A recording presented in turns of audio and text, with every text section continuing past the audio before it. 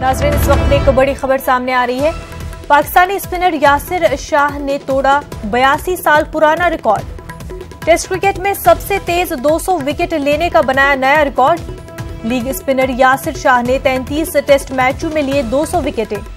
ऑस्ट्रेलियाई league spinner कलीरी ग्रेमिटिस का तोड़ा रिकॉर्ड। आपको बता दें कि कलीरी ने 36 मैचों में ली थी 200 विकेटें। न्यूजीलैंड के खिलाफ जारी टेस्ट मैच में बनाया यासिर ने रिकॉर्ड। नाज़रीन, आपको बता दें पाकिस्तानी स्पिनर यासिर शाह ने तोड़ा 82 साल पुराना रिकॉर्ड। टेस्ट क्रिकेट में सबसे तेज 200 विकेट लेने का बनाया नया record. Leg spinner Yasir Shah ने 33 टेस्ट मैचों में लिए 200 विकेटें। ऑस्ट्रेलियाई लेग स्पिनर कलीरी ग्रेमिटिस का तोड़ा रिकॉर्ड। कलीरी ने 36 मैचों में ली थी 200 विकेटें।